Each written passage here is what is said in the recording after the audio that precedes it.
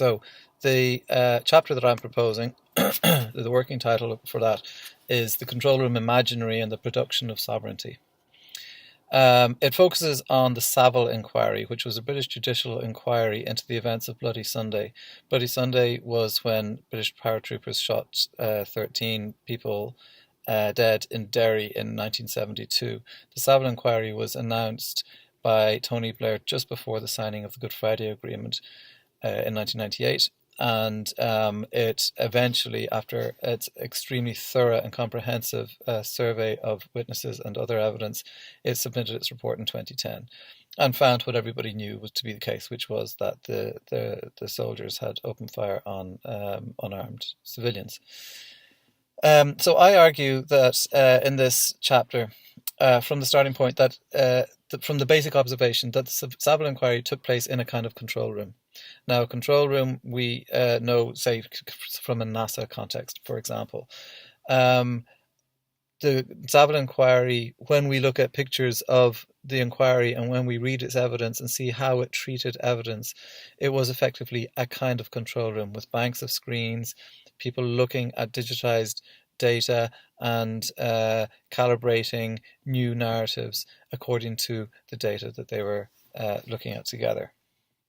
The control room is the subject of this is all part of a larger writing project, book-length project that I'm preparing, a media archaeology of the control room, and I'm particularly interested in the transformation of sovereignty in the era of control. Now, in the control room, what you have is a worldview that is rational and rationalizing. So we see data collection, data visualization, risk analysis, data mining, forecasting, and so on. And we also, at the same time, see something that is operating at the level of affect and narrative and fantasy. Now, having separated them, my argument is actually that they ought not to be regarded as being that separate. Among the fantasies that are indulged by the control room imaginary is the notion that there's often secret content behind all data, which can be brought to light using the quasi-magical capacities of computation, data management, and data visualization. We're very familiar with this sort of magical thinking about data and about forensic evidence in, for example, NCIS or CSI, crime scene investigation. And it's my argument that we also find evidence of that going on in the Savile Inquiry. Now, the Stiglerian aspect of this has to do with memory and the creation of memory prostheses.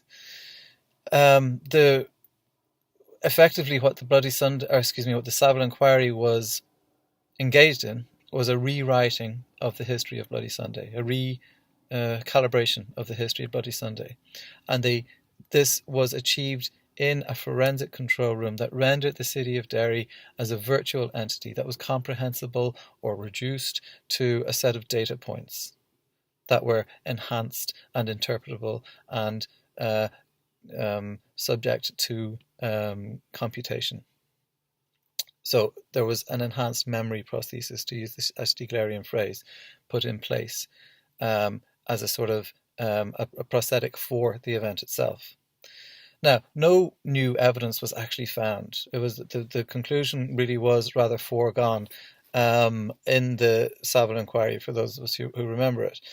But its substantial political achievement was to establish legitimacy for British rule of law in Ireland, or in Northern Ireland, which had been so badly damaged by the killings in 1972 and by the whitewash inquiries that came immediately afterwards. So recourse was made to the control room imaginary in the Savile Inquiry, or by the Savile Inquiry, and that helped to obscure that political goal by attributing the new results, the new findings, to vastly improved sight, vastly improved insight, to audiovisual technologies. In the Stiglerian, analysis, the consignment of memory to the realm of technics means that the previous fund of memory, the anamnesis memory, becomes inaccessible. And when we are subject to the hypermassification of contemporary media, the result is that a diminution or a degradation of our lives and of our mental capacities. We know this from Stigler also.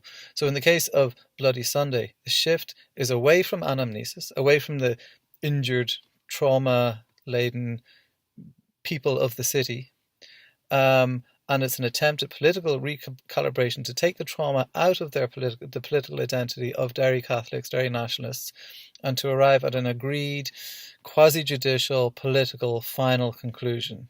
And so what is to be remembered from now on, from the end of the inquiry and from the acknowledgement by the British Prime Minister Cameron of its findings, what is to be remembered from that point on is the digitised fund of material that is stored by the inquiry's report.